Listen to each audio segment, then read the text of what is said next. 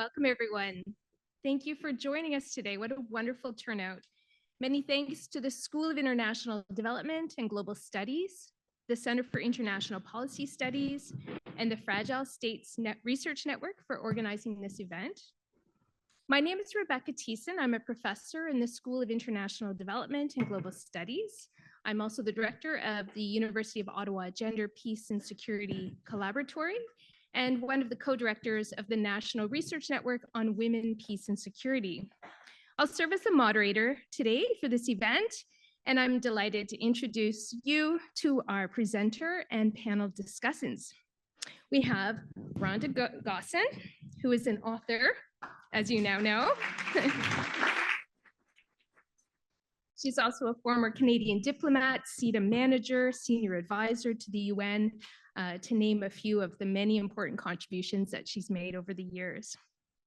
Next to her is Fayez Bakir, who's a development practitioner and former visiting professor at the University of Ottawa and several other universities. He's also served in many capacities, including as senior civil society advisor of the UN system in Pakistan. He's also an author. Welcome, Fayez Bakir. Next to Fayez, we have Ian Smiley, also an author and a member of the Order of Canada.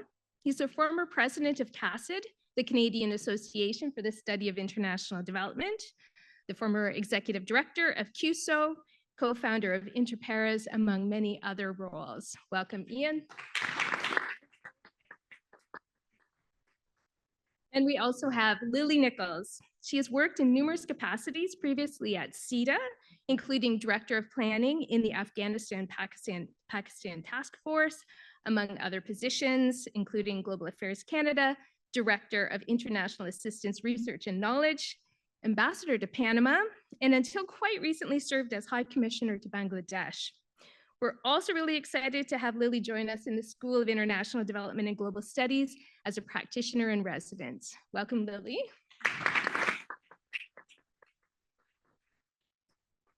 As the moderator, and as someone who has had the chance to read this book, I want to share a few of my takeaways with you as a way of introduction. As Rhonda notes in the book, the field of international development is vast, and this story addresses one piece of it, that of progress and setbacks on gender equality, specifically during the period of the rise of violent extremism, militancy. It is one piece, an important missing piece in our understanding of Canadian development assistance and of the important work of women's rights organizations in Pakistan. And I'm really glad that Rhonda's provided this rich detail that can help inform our analyses of development programming over the last several decades. This book has also made important connections to regional events, global trends, past and present, to changing governments, to early warning signs, and to the ultimate impacts of violent extremism on women and their rights. And of course, the diverse experiences of women as supporters or influencers, or even as agents of change in acts of violent extremism. This book reminds us of the vital role for solidarity in transnational feminist work. It documents the extraordinary achievements of Pakistan's women's rights organizations in their effort to resist violent extremism, and the role that Canadian International Development Agency, CIDA, staff played in promoting women's rights and gender equality in development. Canada continues to advance gender equality and women's rights through its Feminist International Assistance Policy, which was introduced in 2017. There have been setbacks, and there are ongoing challenges. The book doesn't gloss over the limitations or the weaker moments in Canada's gender equality programming. Gender equality work is not easy work. It takes dedicated staff who are willing to listen, learn, and spend time working with women's rights organizations to co-design strategies for gender equality that are, as Rhonda says in her book, rooted in local contexts.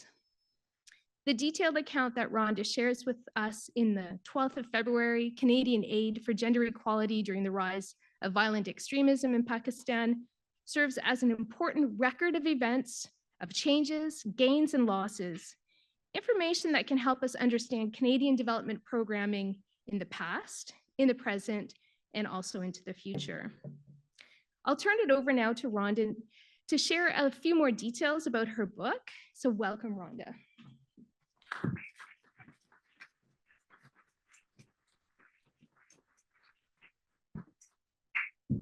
Thank you so much, Rebecca. Wow, wonderful to see all these faces here today and all of this interest in international development in Pakistan and gender equality and women's rights. I'd like to just say that the Pakistan-Canada relationship is a long one, 60 plus years. And CIDA, Canadian International Development Agency, was a big part of that.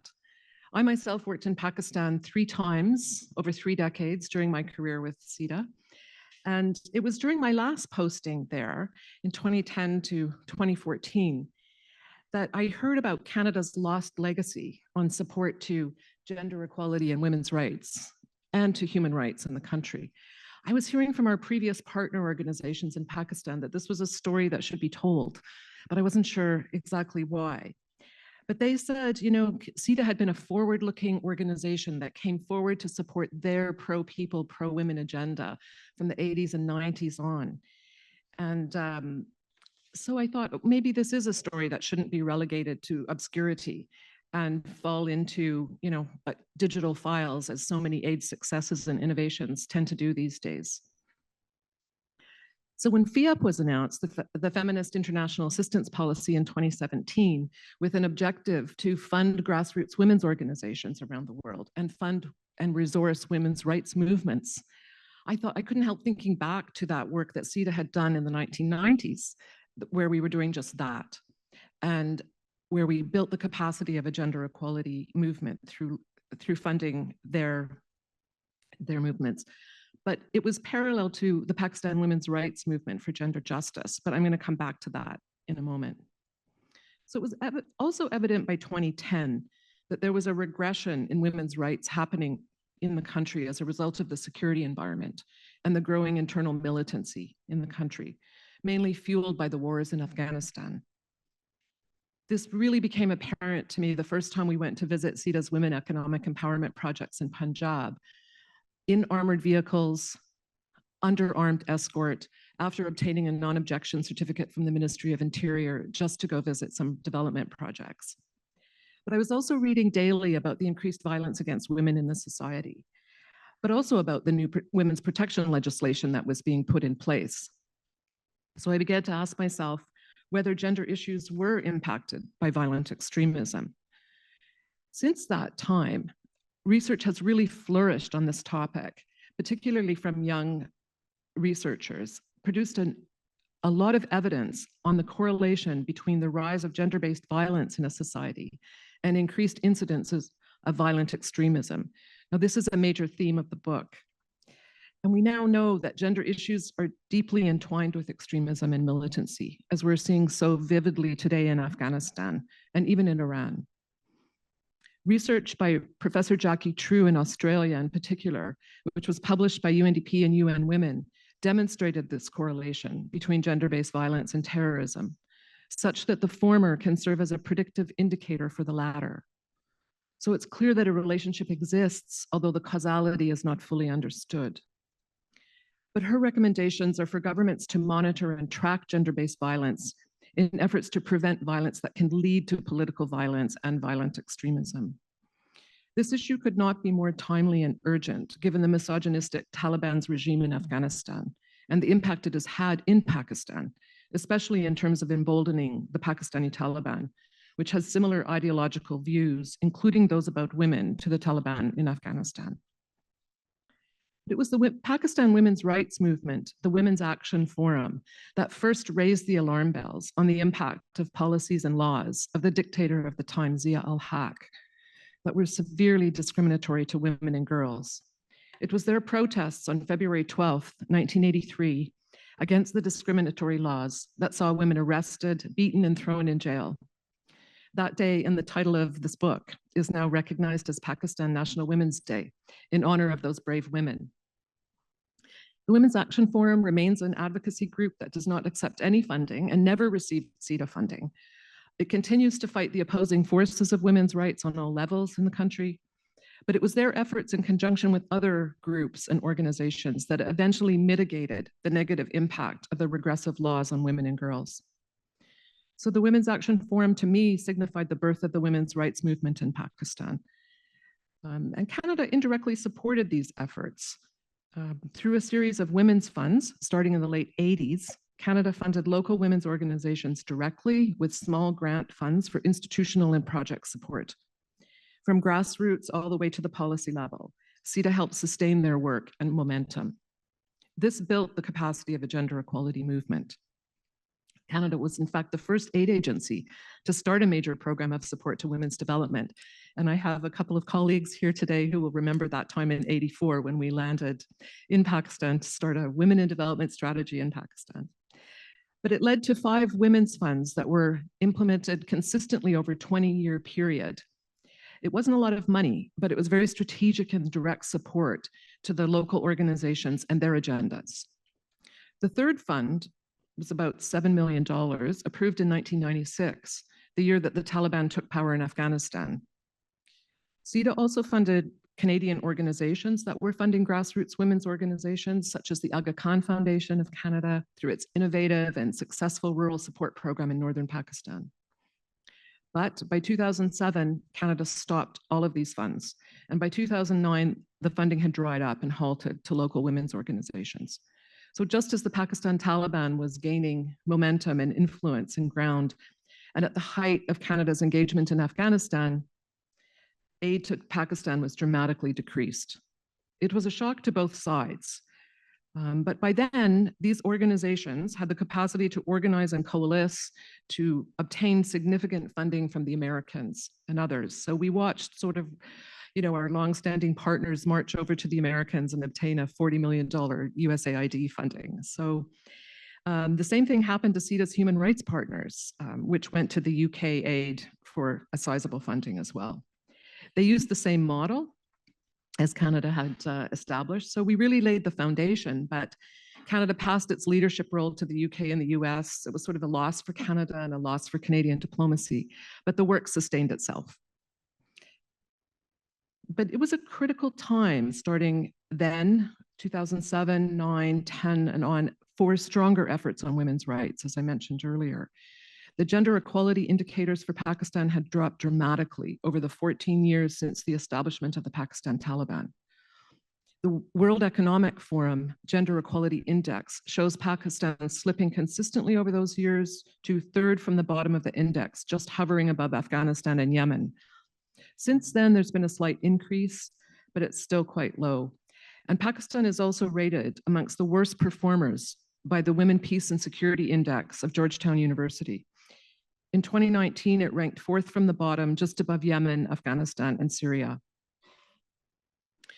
So evidence shows that the areas of the country most affected by conflict are also the ones where gender-based violence is the highest. So, and also where the gender equality indicators are the lowest, such as Baluchistan and the other districts that border Afghanistan with Pakistan.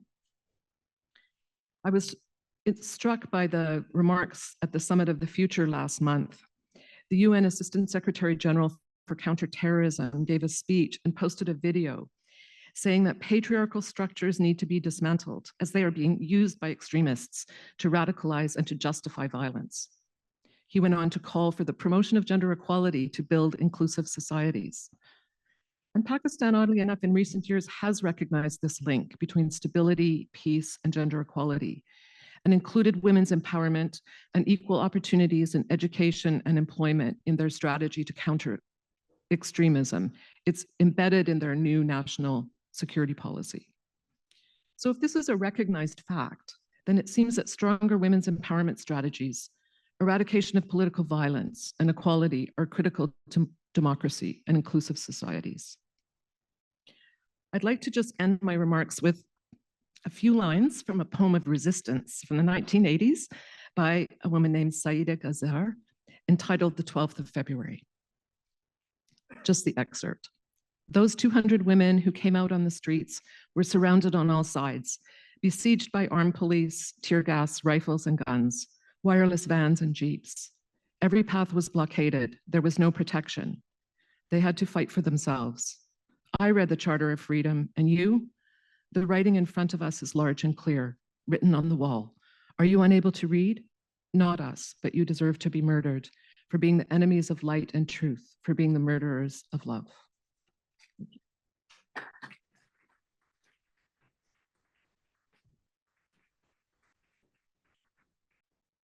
Thank you so much, Rhonda. So we're going to hear from a panel of colleagues who have read the book and have some comments and reflections to share with us. Then we'll engage with a little bit of interaction, maybe some questions and discussion amongst the panel, and then we'll turn it over to you for your questions. All right, starting with Ian, over to you.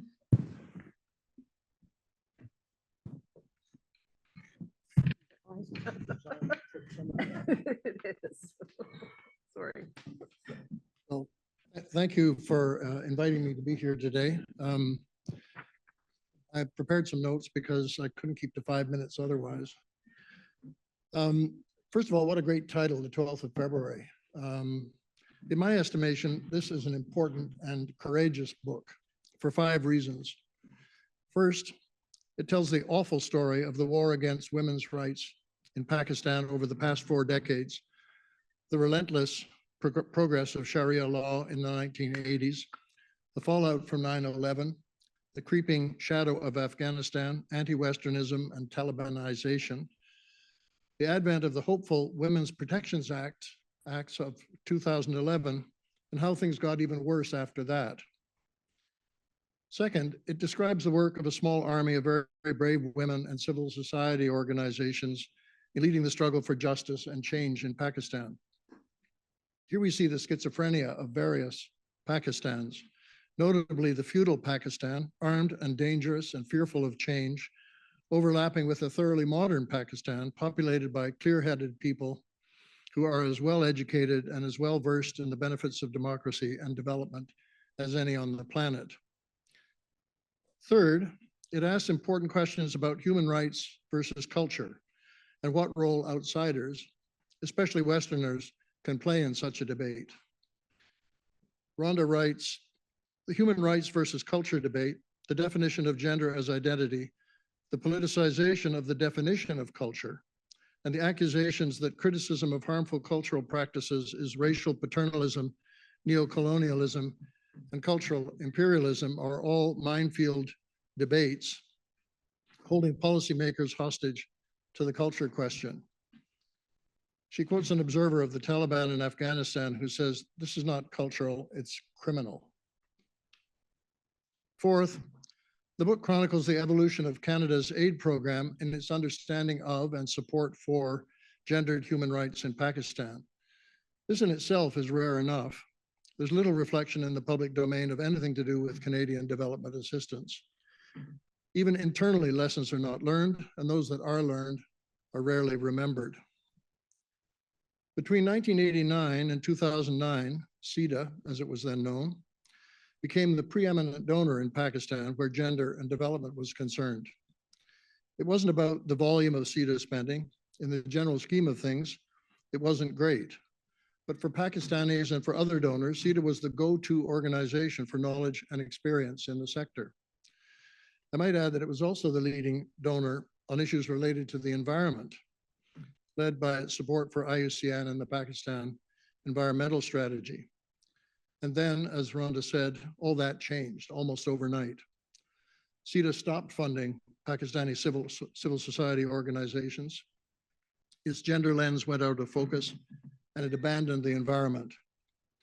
Rhonda says that Canada dropped the ball and that a generation of work and understanding was relegated to the dustbin. She's perhaps too polite to say why, but I'm not. The Harper government, which came into office in 2006, decided by about 2009 that it was going to halt Canadian government funding in Canada and overseas to a huge body of civil society organizations involved in development, the environment, and human rights. At the time, I wrote an op-ed piece for the Globe and Mail in which I criticized this and the 43 months, almost 4 years that was now required to get a SIDA project ready for the minister's signature. I said that SIDA Minister Bev Oda should be fired. At the time, I was on the board of a prominent Canadian NGO, and such was the fear of political backlash that by noon of the same day, I was fired. It would take 2 more years and a $16 glass of orange juice to get rid of Bevoda. Fifth, Rhonda asked if the strategy, even if it had continued, gave enough thought to the village and grassroots level. She quotes 2 Pakistani activists writing in 1987. Oppressed and victimized rural women and the urban poor have remained untouched by the current movement, which primarily expresses the concerns and fears of urban bourgeois women. If the women's movement is to take root in Pakistan, it will have to overcome the gap separating its activists from the majority of women. A lot of what I know about women development and rights I learned from BRAC in Bangladesh. BRAC understood from its early days that it had to tackle the gender problem on several fronts, at a policy level and at the grassroots. One of BRAC's most important initiatives was what they called non-formal primary education. Village schools, primarily for girls who had dropped out of the formal system, giving them literacy, numeracy, a wider view of the world, and their place in it. It worked on new economic opportunities for women, and it understood that scale was important, not just in reaching a lot of individuals, but in demonstrating what is possible to short-sighted governments and to aid agencies with short attention spans. Many of Pakistan's nascent civil society organizations in the 1990s made the pilgrimage to Bangladesh to study and learn from BRAC. I remember asking the director of one for his impression of the BRAC schools. They were very good, he told me, but they were essentially un-Islamic. There was too much singing and playing and inappropriate dress. The purpose of educating girls, he said, was not to change their place in the general scheme of things, but to make them more eligible for marriage. So I guess in those years, even in some of the most hopeful parts of Pakistani civil society, the job was far from complete, and there was still a lot of room for improvement. Thanks.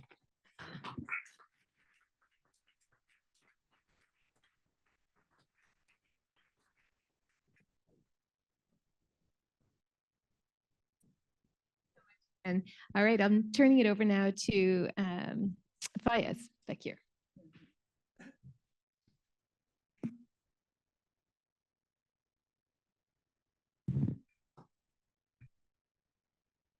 Reading Rhonda's book, I thought there were 3 very important paradoxes that we need to look at, in depth.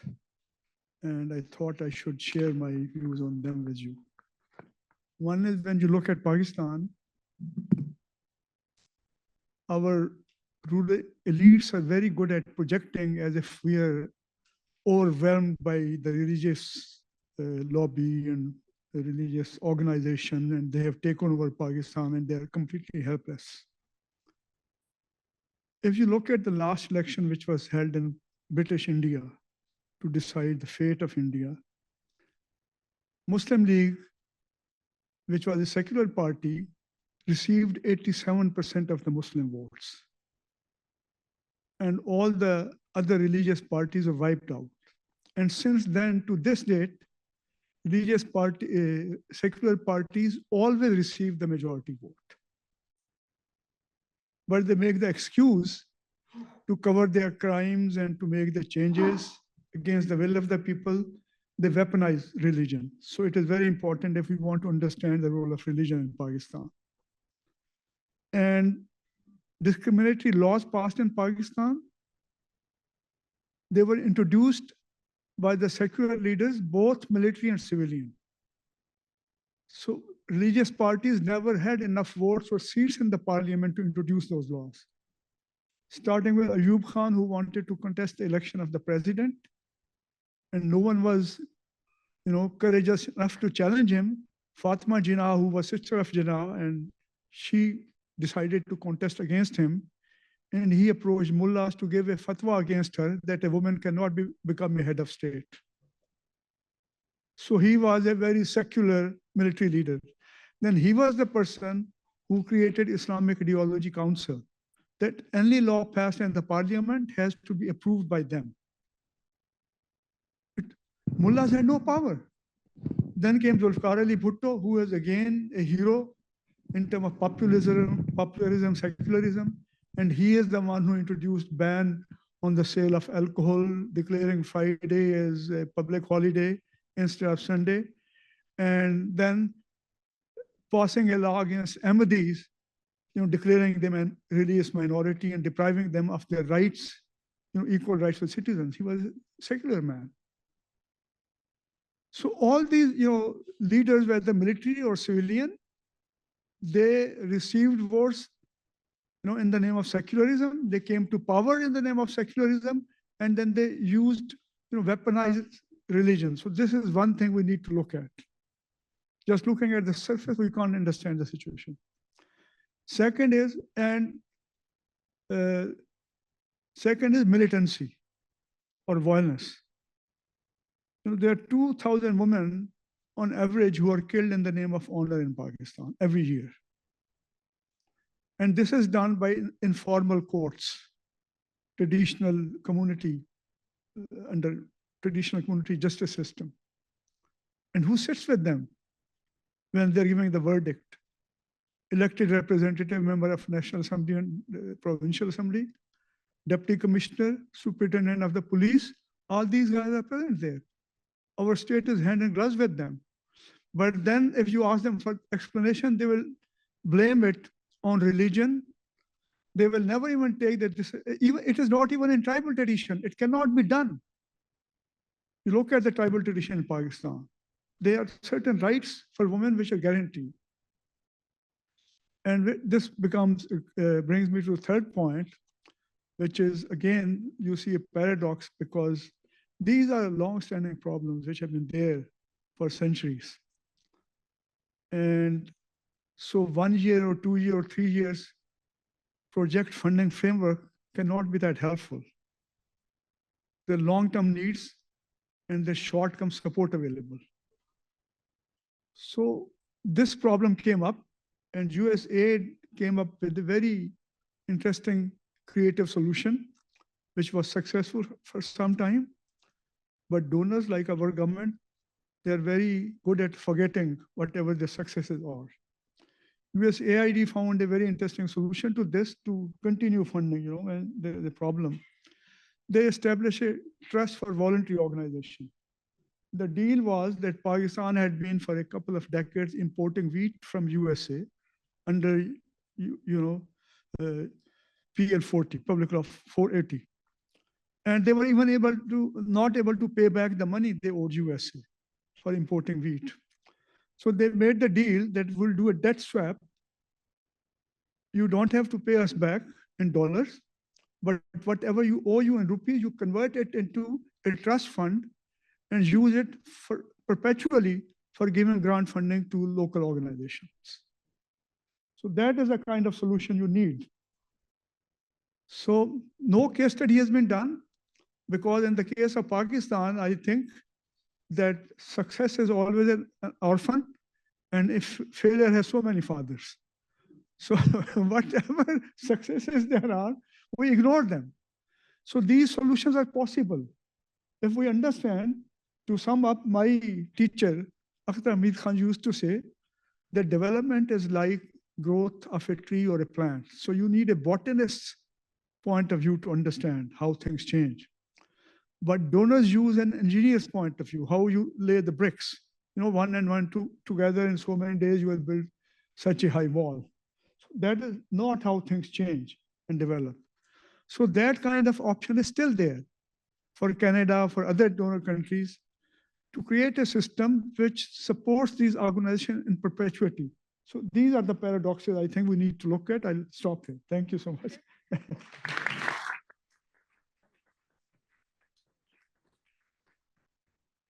So much. All right, over to you, Lily.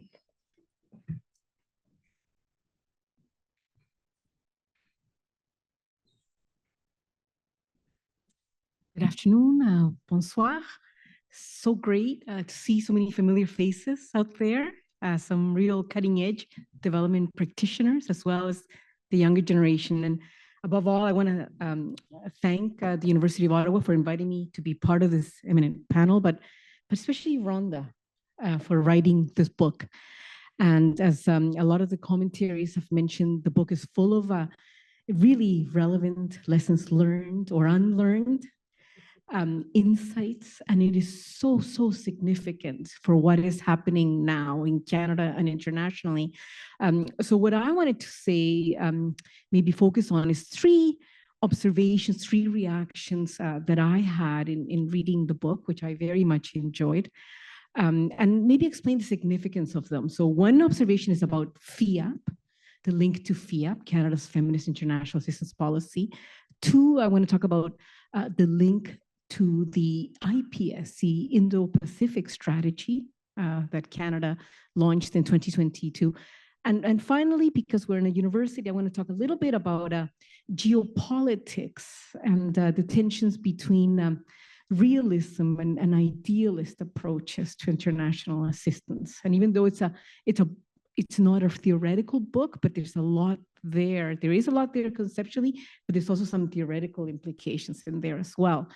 So on the first point related to FIAP, I think it's really significant that the book shows how you cannot have had a feminist international assistance policy or a feminist policy without those 50 years worth of experimentation and evolving international assistance thinking and practice. And the books shows that and discusses that evolution, you know, from women in development to women's economic empowerment towards gender equality, then FIAP, and then eventually the feminist foreign policy.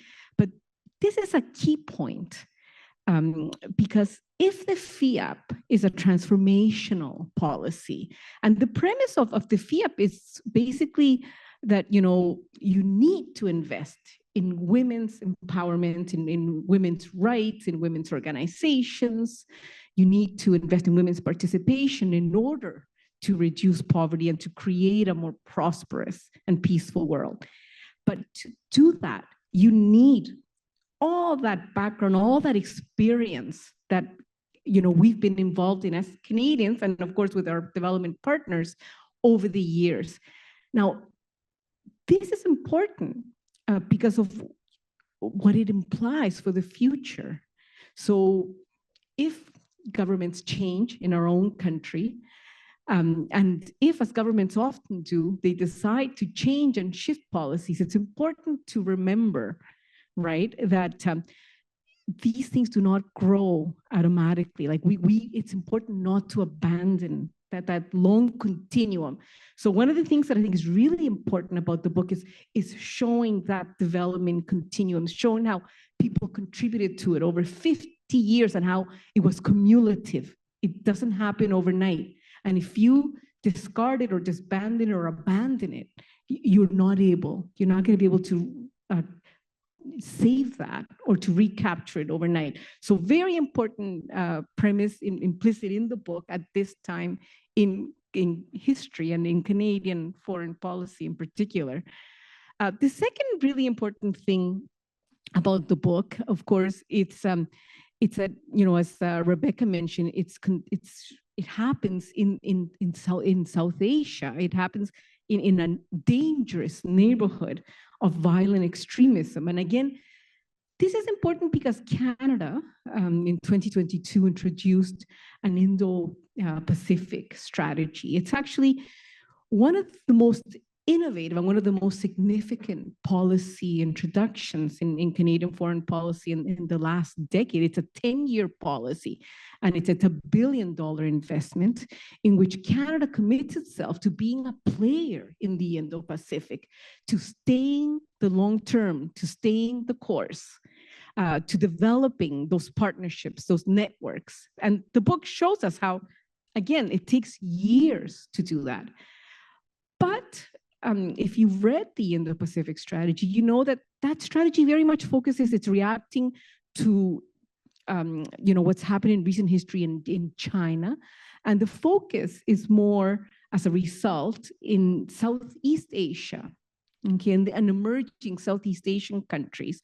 and maybe the North Pacific. But the Indo-Pacific strategy, as it was conceptualized, does not pay much attention to what's happening in the Islamic world in South Asia. And yet we know this is extremely important. It's a dangerous time, not just in Pakistan, Afghanistan, but I mean, I witnessed it in Bangladesh as well. Although Bangladesh is officially a secular Muslim country, there is also a resurgence of those same practices that are described in the book, and issues like child marriage and segregation, and the impediment of girls' education. All that is resurging in countries like Bangladesh as well. So again, very important that the book highlights the importance of this radicalization, of this extremism, and how it has to be part of Canada's Indo-Pacific approach. And the book tells us sometimes we're afraid to address it head on. Sometimes we don't understand it. We don't make an effort to research it, to offer alternatives, to base them in international commitments or in alternative progressive approaches. So there's a parable here and an alarm bell for us that we ignore that at our own peril.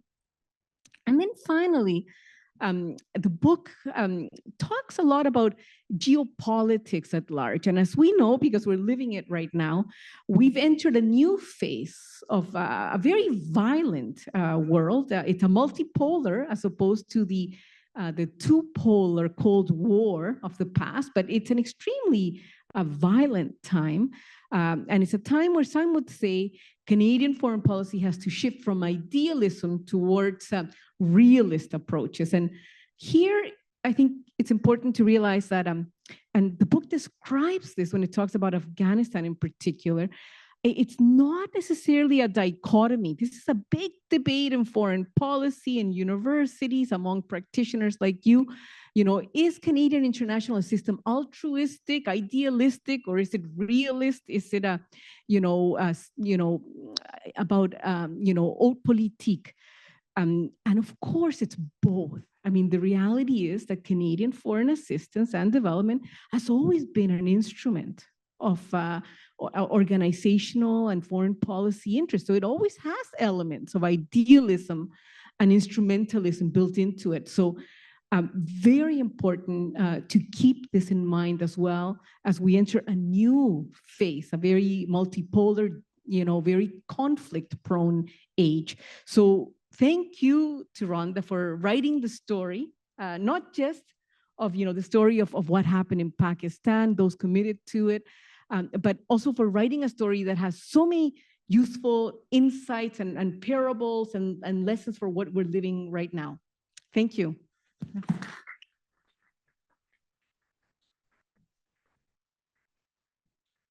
Thank you. Wonderful commentaries and so much rich context and information provided on the panel. So I have a question for each of the panelists, and I'll give Rhonda a chance to respond and add after she hears this discussion, unless you wanted to say something. That's good. Okay. All right. So starting with Ian and reflecting, I know a number of students in the class are familiar with the piece that we co-authored on the disconnect in development studies, and just thinking about the contribution that this particular book makes.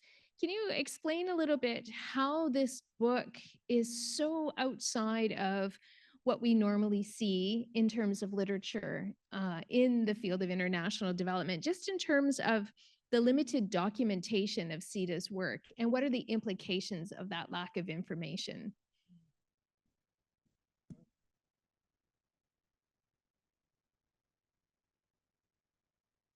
Oh, it's on. Several years ago, just trying to think where to start to answer your question. Somebody gave me a book years and years ago called We Don't Know How. It was written by a couple who wanted to find out what worked in international development. And they were Americans, and they went to Central and South America to look at projects that were deemed to have been successful. Government projects funded by foundations, NGOs, and that kind of thing.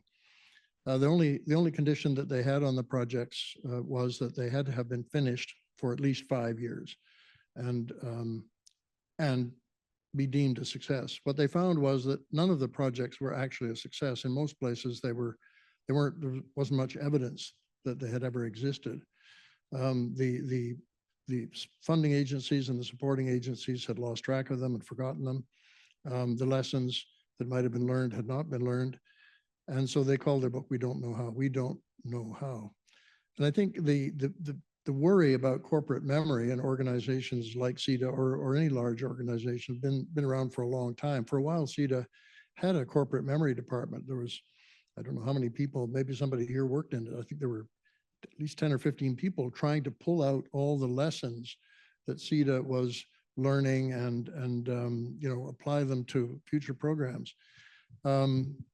It never worked. And it slipped away into the darkness one night and nobody ever heard from it again. And I think that continues. We really have a problem about learning and remembering and applying what little we do remember. I agree with Lily that there's a huge background of knowledge of gender and development in Pakistan that Canada was involved in and supported, and in a sense is not lost. A lot of it was shifted over, as Rhonda said, to USAID or the Brits. And those people who were fighting those fights, the Pakistanis themselves, they haven't forgotten and they haven't gone away. They're still there. So they're available well, now we are back and we are doing other things. So they're available to us. But the continuum is awful. I mean, we are constantly reinventing the wheel. We move from fad to fad, and we're so inconsistent. Can I put in a plug for my book? Yes. This is a good spot for a plug for my book. I've just published a book. It's called Underdevelopment: A Journey Without Maps. And if you're interested, there's a flyer on the back table there, and it's got a lot of somebody said about the book, somebody who had read the book said, Smiley didn't seem to know that development wasn't really on the agenda. Well, I think development was on the agenda. I remember meeting Lester Pearson when he had written Partners in Development, the Pearson Report in 1969. That book is still good. It's still full of lessons that we still haven't learned. I think it isn't that development wasn't on the agenda. It's that the cooks didn't know how to do development and they didn't have the ingredients in the kitchen. It was always there. We've always told the public that we were going to end poverty. We just haven't applied ourselves properly. Similarly, it's so important for us to track the work around gender equality and the long and sustained history of work that Canada has done around gender equality and women's rights around the world.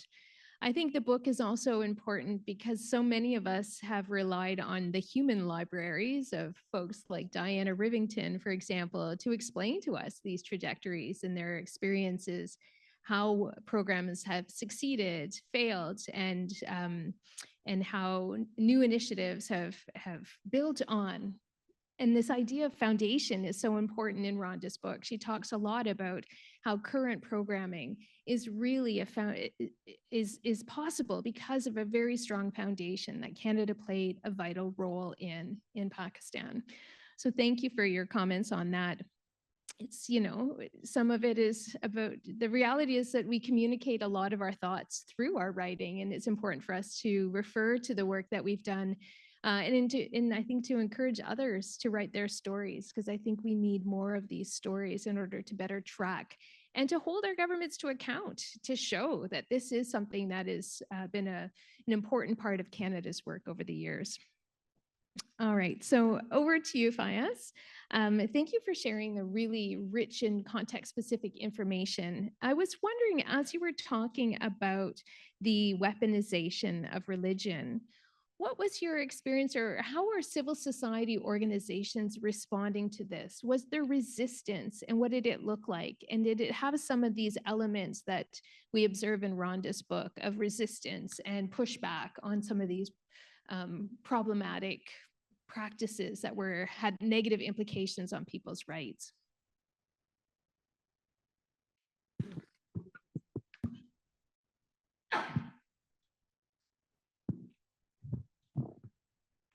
Actually, I have to, like Ian, I have recently compiled a book. It's Silent Revolution in Pakistan from Othering to Belonging. And it is a story of 25 civil society leaders who have done remarkable work almost without any donor funding in Pakistan. And like one of them is Fawzia Saeed, Rhonda would know. Not an elected representative, not a politician, but she moved legislation through the parliament and got it passed against the very discriminatory legislation against women. So my view is that in Pakistan, civil society is doing what the state should be doing. The role of welfare state is done by welfare civil society. Like the size of giving in Pakistan is twice the size of federal government's budget for public sector development programs. And this is John Hopkins study. And Pakistanis are the most giving people in the world. And you go to health, education, all these things. The other thing which is very interesting is going back to history. When British annexed Punjab in 1849, there was a director of public instructions, G.W. Leitner, who did a thick book on indigenous education in Punjab. And he said that there is 100% literacy both among males and females in Punjab. And every village has a teacher, and all communities, Muslim, Hindus, and Sikhs, they create local trust to educate people. But he made a second prophecy, which was very important. He said 100 years from now, literacy will be wiped out from Punjab. And that is what actually happened. But it was wiped out from our memory also. We started believing that our society is against women. They don't want to educate women. There's no education. What happened was the British disbanded the local trust, which generated resources. Teacher had never to ask for a salary. It was considered disrespect that teacher should come to you asking for the salary. It was given to them. He has documented it. Same was done, what I mentioned, TVO, they're creating trust. In perpetuity, they provide support. So civil society in Pakistan, both in terms of welfare work, which was done by our Khan Rule Support Program, in terms of social justice and law and order. I'd like to give two examples. For example, Shoaib Sultan Khan, who worked for Aga Khan Rule Support Program for 10 years as general manager, he was given at the end of 10 years Ramon Magsaysay Award for doubling the income of 100,000 families in northern areas of Pakistan in the most difficult mountain region. And then UNDP asked him to replicate it all over South Asia.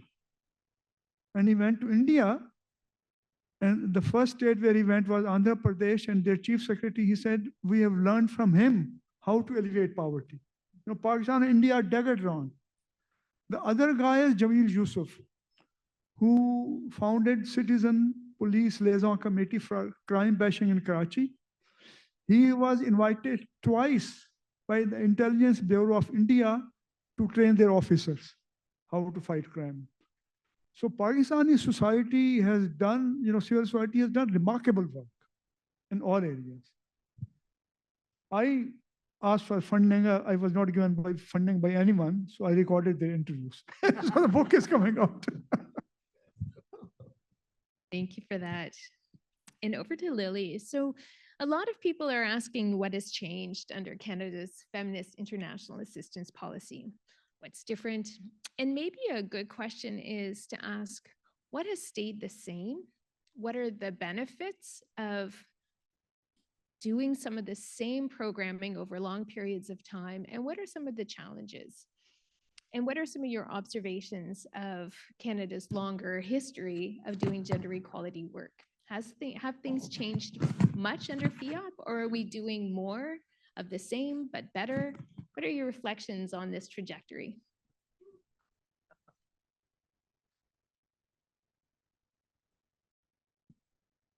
Wow, what a question. That would take a couple of years to respond and a couple of books, and I don't have a book. But I have lived through the FIAP. I mean, I was part of the team. It's actually one of the most exciting things that I've done is to have been part of the team that helped develop the FIAP. And I was able to see how it's been put into practice, is being put into practice in different parts of the world, including in Latin America and Asia. So I honestly believe that the FIAP is transformational. It's got let me say it's got the potential to be transformational. But the FIAP is not a directive. It's a set of principles. It's aspirational. So it's how you apply it. It's how willing you are to take those risks, to build on what you've done before and to go a step further.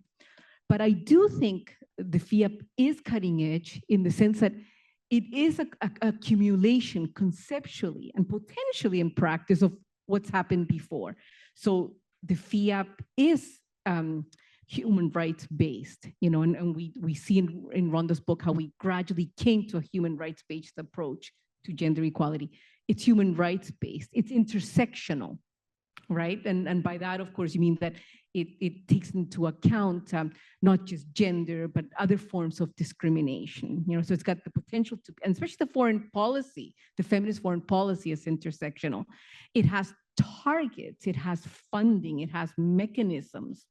It still has expertise, not as much as we would like, but also in the field, we also have the expertise. So FIAP does have the potential to be transformational. I've seen it when we apply it in an aspirational way, have that impact. For example, in Bangladesh, we have been able to, through FIAP, not just to support, for example, women's organizations through the Voice and Leadership program, but also we've been able to work in areas like in the security sphere, to work in women's peace and security through the ELSI initiative, by supporting women peacekeepers and by supporting research on the women's peace and security agenda. We've been able to bring Canadian generals. Now, Canada is only one of 2 countries in the world led by a female general. It places us in a very unique way to influence debates in women, peace, and security. We also have, of course, we brought Canada's Women, Peace, and Security Ambassador to Bangladesh. So it's what you do with it, right? The big challenge is exactly that, that you can choose to do very little, or you can choose to do just the same. So it depends on what we as Canada, what our missions, but it's not just the government, it's also all of us as civil society, as private sectors, universities, how far we're willing to take the policy.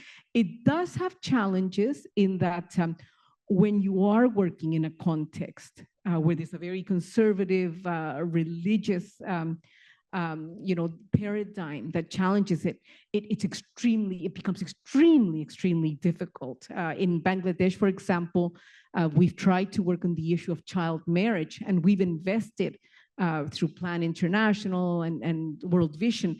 We've invested millions, thanks to the FIAP, in working on the issue of child marriage, but we've had almost no impact. Okay, because it's a long term, it's a continuum. It's going to take a lot of effort. So that's one thing that, when you're in a difficult context, you're going to have to stay the course, you're going to have to invest, you're going to have to analyze, mobilize why it's not working, and you're going to have to take risks, right? The other challenge I think I want to mention is that some people have said to me, well, there's no evidence that the FIAP is having an impact. And Rebecca, you've written a book about this. And I do think we need to study what impact it is having. But aggregation is an issue in the case of FIAP. A lot of the mechanisms have supported small projects, for example, Women's Voice and Leadership or the Gender Equality Fund. But it makes it difficult to aggregate and to know overall what broader impact it's having. It's not impossible, but again, I think it's something that for everybody in this room and for the students of the future and the practitioners of the future, we need to dedicate ourselves to. But to me, I honestly think the FIAP has been a game changer. in the way Canada exercises diplomacy in the field. I've been honored to be part of the first cohort of ambassadors that implemented the FIAP, the first cohort ever that was half women ambassadors, including female ambassadors today in China, in the US, in Russia, all women. So it has, in my view, had an impact. And I agree with you so much. I was also reflecting on the importance of thinking about what we do with these policies, because when it comes to the FIAP, there has been maybe an inordinate analysis of the policy document itself and not enough research to actually explore how it's translating into practice. And that's why I think Rhonda's book serves as a really good model for documenting what programming looks like in practice, how the different recipes for success, whether it's coordinating with local women's organizations, spending sustained time and listening to what their needs and priorities are, following their lead and using their own priorities to help guide the programming, which has been, I think, really, really instructive. So I know that there are people in the room who are interested in these questions, and I think that research is still to come. It's only been 7 years since we've had the Feminist International Assistance Policy, so I look forward to seeing that. But it brings me to my last question, and that's for Rhonda. And it makes me think about, what we do with these visions, priorities, commitments, and so on, and the role of different actors in this process. One being inside activists, because those working for CIDA aren't all advocates for feminist international assistance. They're not all advocates for gender equality. What role have what has been the significance in your experience of working with inside activists who've maintained a commitment to gender equality, even in times when it was officially not maybe considered as much a priority, say under the Harper era, for example? How did that commitment get sustained?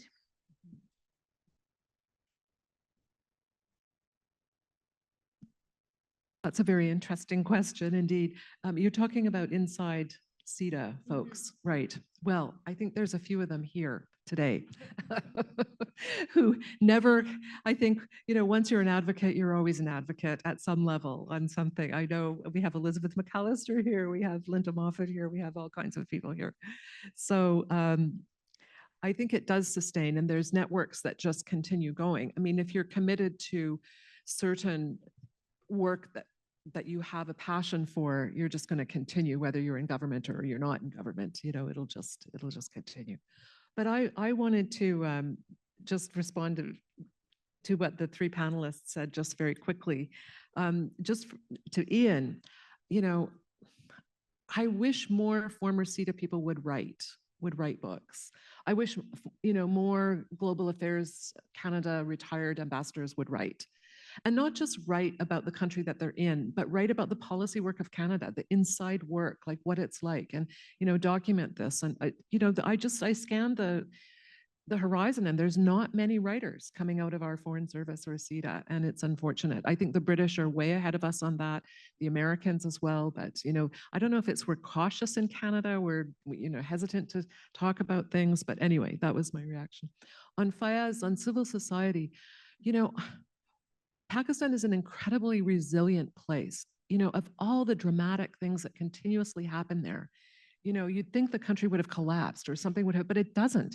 It does not. It's extremely resilient. And people say it's a vibrant civil society. It has a vibrant media.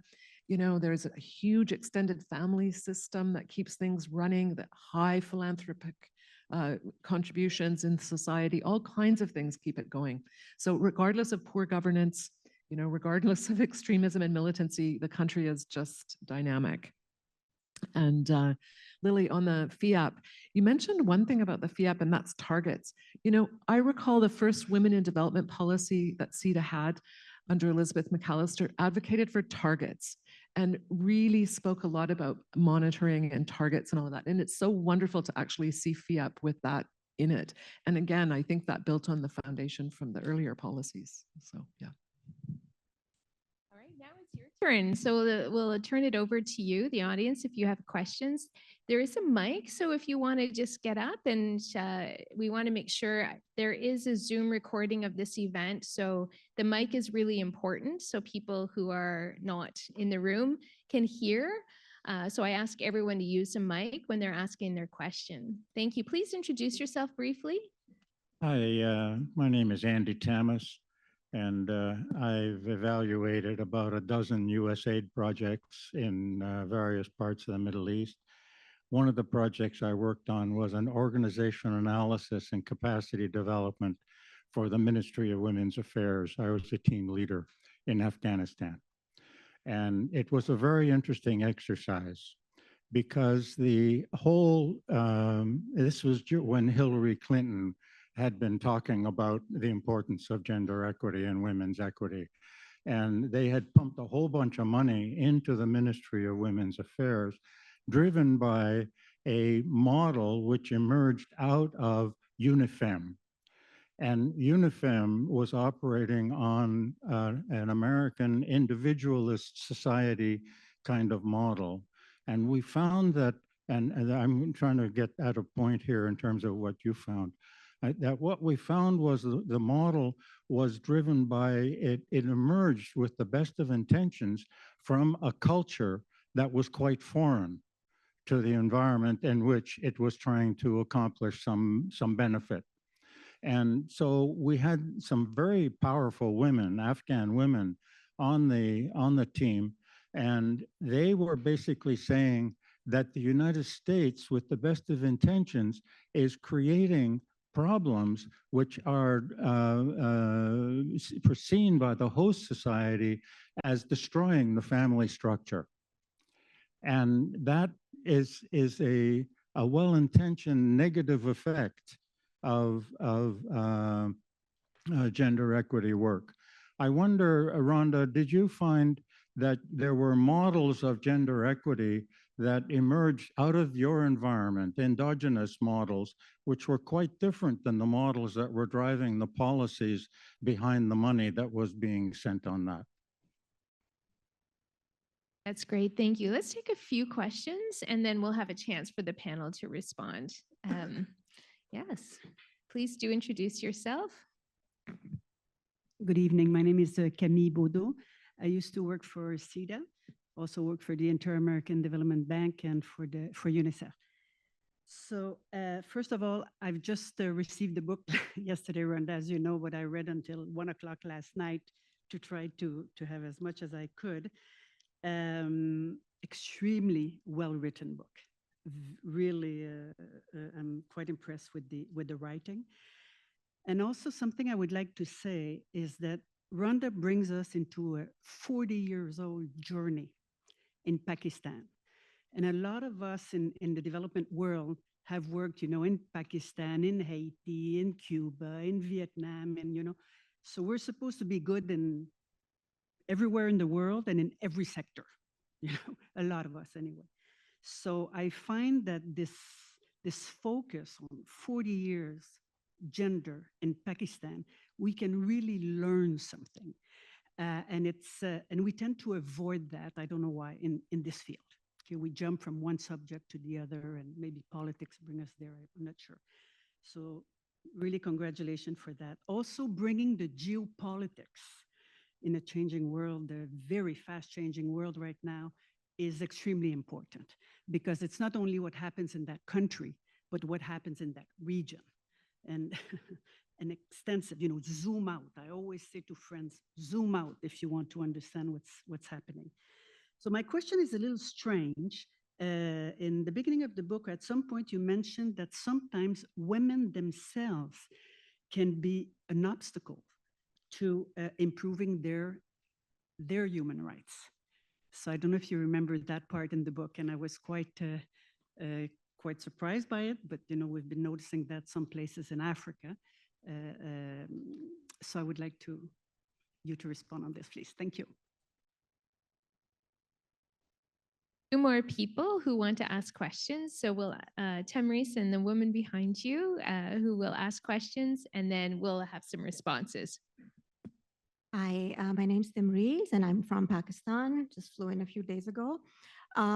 It first is just an observation.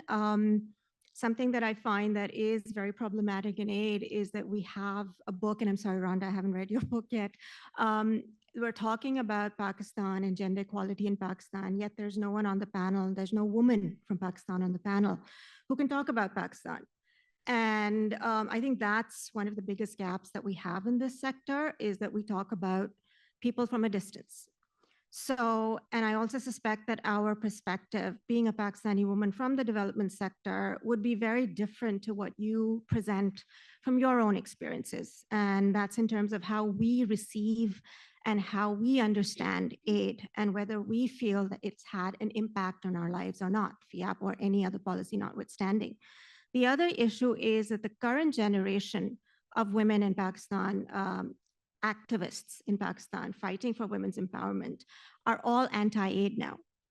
None of them are interested in looking towards funding from the West, because we've seen what that's done to us, not just aid-wise, but politically as well. And we want to stand on our own 2 feet and fight. And the main movements that the current generation is representing are the Aurat March and the Balochistan's women resistance movement, the grassroots movement. Neither of those movements, I mean, we can talk about how effective they are, or maybe, but they have rejected aid. And a lot of people in the sector in Islamabad who are working in the sector are also very disillusioned with foreign aid. So the reality is that while Canada and other Western donor countries want to continue to find ways to engage, we perhaps don't. And that's the new reality that I think any donor agency in the West will have to contend with, or development studies, or anything to do with the sector. So it would be interesting to know your thoughts on that. Thank you. I'm very interested to hear your answers to all these questions, so I'll keep my question short. In a lot of developing nations or conflict-afflicted, let me introduce myself first. My name is, louder? Sorry. Raise it? Oh. Is that better? Okay, sorry. My name is Safia. I'm a graduate student in International Development and Globalization, and I'm also a student of Professor Rebecca Thyssen. So what I was interested in is community engagement specifically, but also the importance of speaking to religious leaders and community leaders on these subjects. As we know, like, this is how a lot of young people these days are receiving information, especially concerning extremism and also right-wing extremism also in the West as well. So what I wanted to ask is, what are your experiences or observations on engaging with community leaders, but also religious leaders? Or have you witnessed any discourses between civil society actors and religious leaders on the subject of violent extremism against women and girls? And have they been vocal about that? And what has essentially been the information they relay to young people and the general population? Okay, thank you. Thank you so much. Is it okay if we take one more question since she's already standing? Yes, we'll take this last one and then we'll just turn the floor over to the panelists.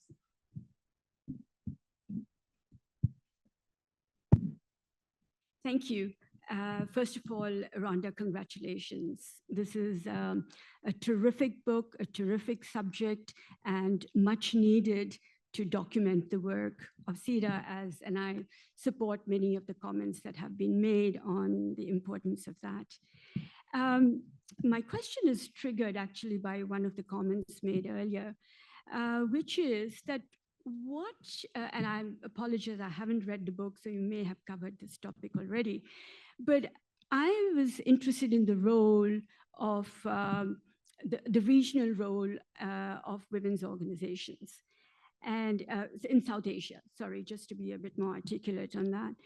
I asked the question because in the mid-'80s, that was the time the gender funds, the women in development, actually at that time wasn't gender equality, even the terminology, it was women in development, were just emerging. And I think one of the first ones in South Asia was in Sri Lanka, where actually I was posted during that time. And that was the first fund that emerged out of the country program review that was taking place.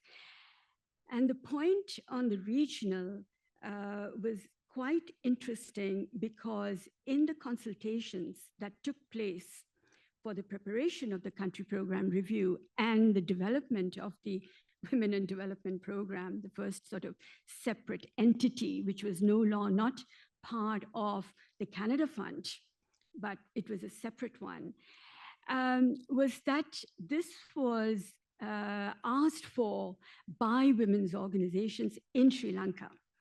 And they were a few, not too many. They were connected with local women's organizations in India and emerging ones in Pakistan and Bangladesh and Nepal. And in some cases, it could have been just individuals who were part of this movement that was really got a lot of ground and root in India when the very early work on patriarchy was coming out.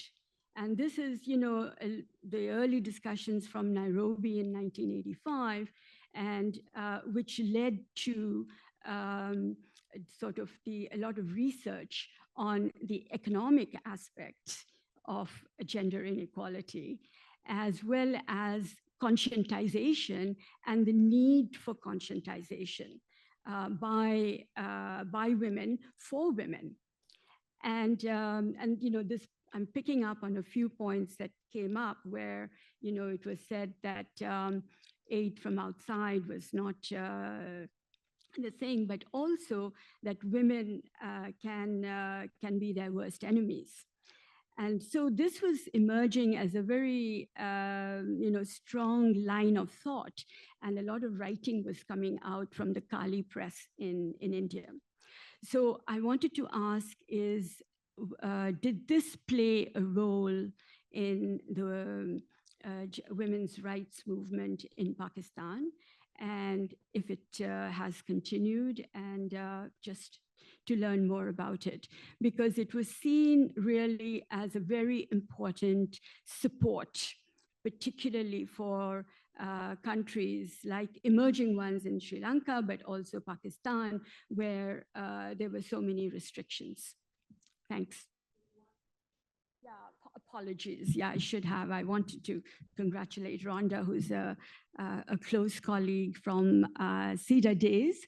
I'm Rashmi Sharma from SIDA and part of the very early gender network that was emerging. Thank you. That's great. All right, we'll turn it over to Rhonda, and then anyone from the panel wants to pick up on any of these points, you're welcome. Thank you. Really interesting. I think there's some similar threads in these questions, actually. And one of, it really partially gets down to, can aid be damaging? And yes, it can, obviously. And some criticisms of our traditional foreign aid system.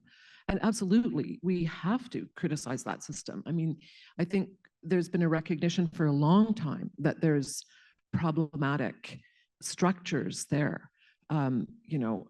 North, South, poor, underdeveloped, developed, et cetera.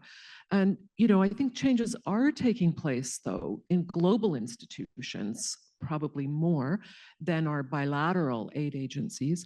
But absolutely, I mean, but Andy referred to Afghanistan and the situation in Afghanistan, where aid had actually sort of destroyed some, family structure type thing. Maybe Fayez could comment more on that, but I would just say that's Afghanistan. That is not Pakistan. I don't think that would have happened in Pakistan. I don't think that could happen in Pakistan. I think it's too strong of a society for that to happen. I mean, Afghanistan has a troubled history, a long troubled history, but I'm not going to talk too much about that.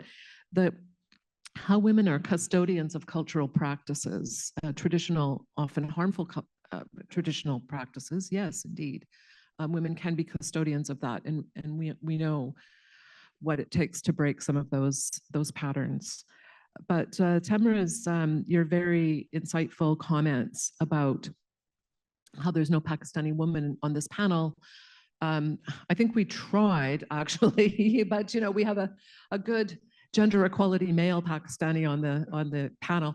But I just also wanted to mention that the book is not only about Pakistan. I mean, it is about Pakistan, but it's about issues that transcend onto the larger regression of women's human rights globally.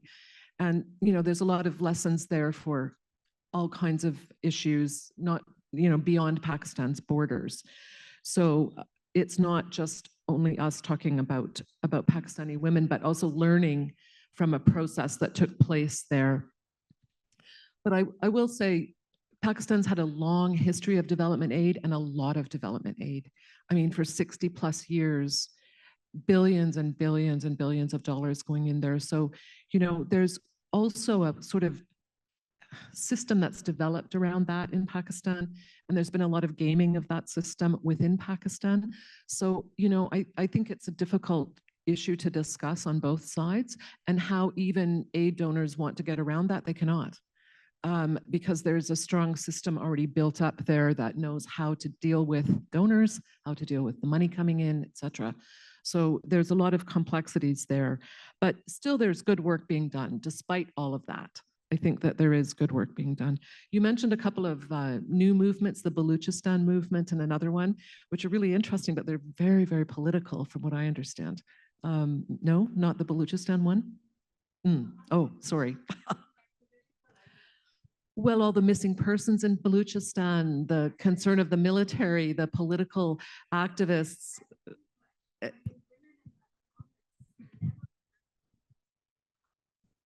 Right. Sure.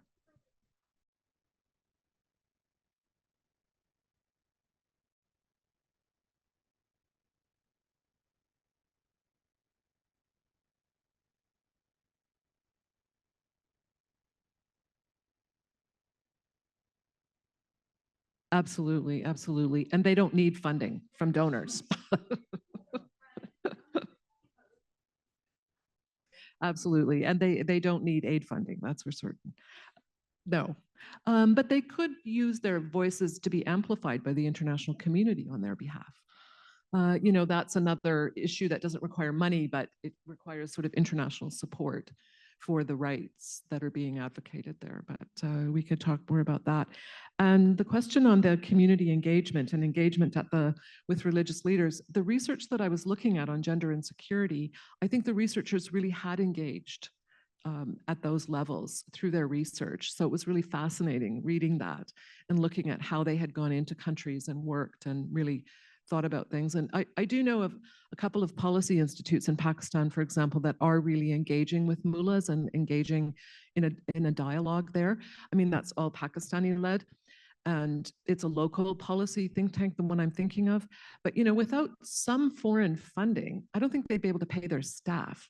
So, you can still say, okay, maybe there's a role but that's valuable, that's still needed. I'm going to pass it to my panelists.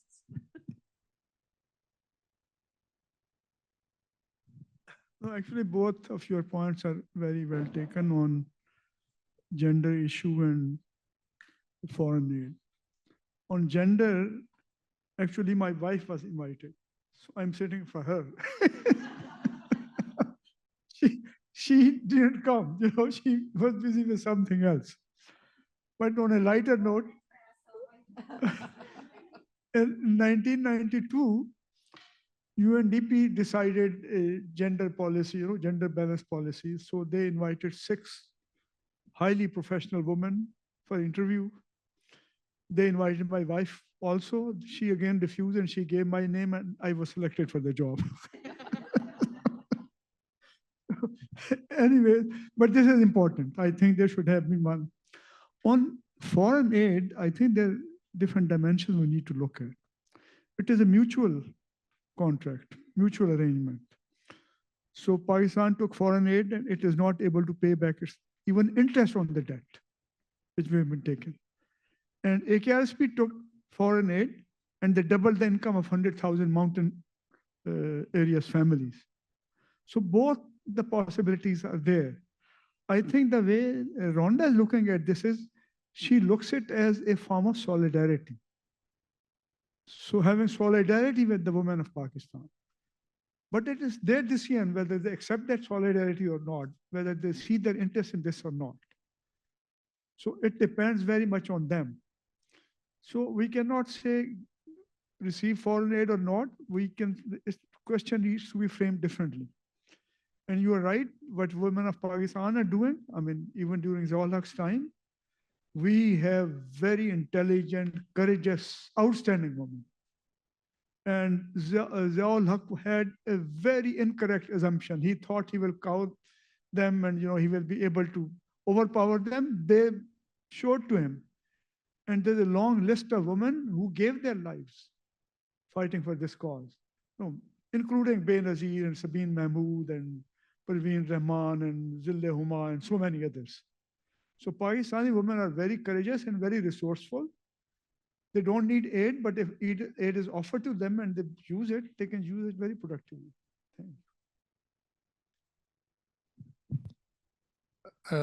As you mentioned, Dr. Hamid Khan, who is founder of the Pakistan and Bangladeshi cooperative movement. I remember speaking to him some years ago about Pakistani civil society, and among other things, he said that Pakistani civil society organizations were like heroin addicts trying to play tennis. He said they can put on the whites and go out on the tennis court, but they can't hit the ball. He said the problem is they are on a drug, and the drug was foreign money. That's what he was talking about. I think there really is a problem with foreign funding for civil society organizations anywhere, and it depends on, to a large extent, on what they're doing. I mean, if you're involved in very complicated and sensitive human rights issues, the involvement of outsiders is bound to be problematic. I remember Margaret Thatcher went absolutely ballistic when the Soviet government gave funding to the coal miners during the coal miners' strike in Britain. And everybody agreed, yes, the Russians shouldn't be giving any money to the coal miners' strike. Well, they were kind of civil society and it was foreign aid. Why shouldn't they? But look at it from our point of view. Look at it in aid terms, in our aid terms, and it's a different question. I think it depends to a large extent on what civil society wants to do. In 1993, I think it was, Robert Putnam wrote a book called Making Democracy Work, Civic Traditions in Italy. And it was really about, he was trying to understand why the South was underdeveloped and the North was developed. And it wasn't about resources. It wasn't about weather, all of the things that you might think. It really, the difference was that there were strong civic traditions in the North. Civil society organizations, guilds, unions, all kinds of things that went back over 500 years that had been suppressed in the South, but in the North, they had made a big difference.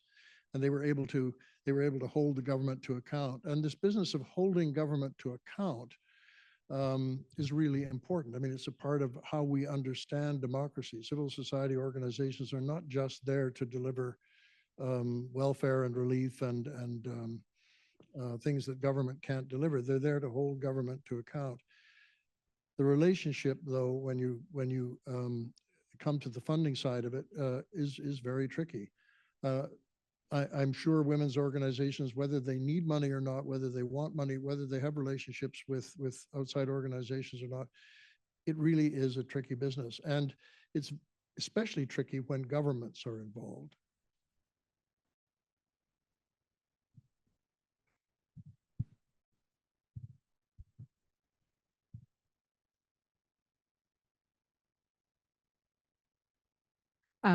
Interesting question, right? Do you need foreign aid in 2024? Is it effective? Can it have nefarious effects? I think I come from a country where actually Southern organizations like BRAC in Bangladesh are actually so successful and so effective. They don't really need Canadian money.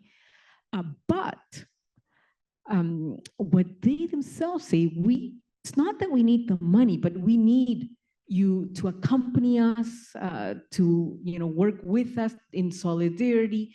Sometimes people literally said to me, Lily, I need to be seen to be allied with you. It helps my own safety when there is actors that are engaged in a very risky agenda. Sometimes that international solidarity or protection does play a role.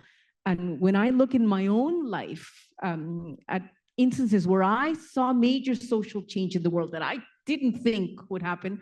When I was a student, I was protesting for the freedom of Mandela. I never thought Mandela would be freed in my lifetime or that he would become the leader of South Africa. But the movement to free Mandela was a joint effort of international forces, of national forces, civil society, many. So it's that combination of forces that can make the difference. And when foreign aid is just a mechanism. When it's done properly, it's an enabler of those local actors, those Southern actors.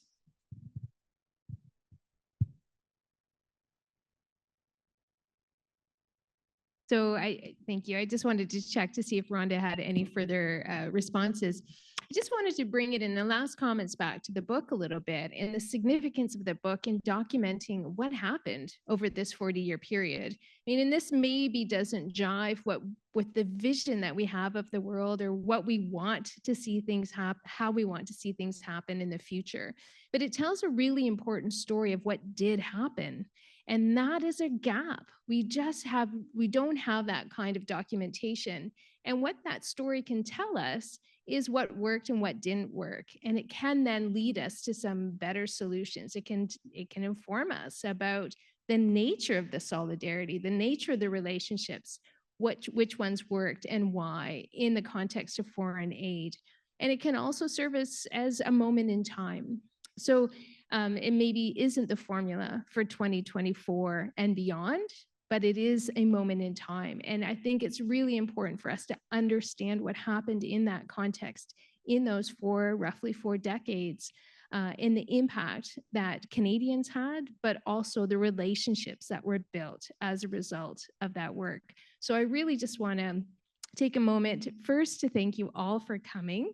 It's been wonderful to have you here this evening. I encourage you, if you're interested in reading the book and having this really beautiful information, there is a table in the far back corner. Do you want to give a wave? Our colleagues from McGill Queen's University Press are here.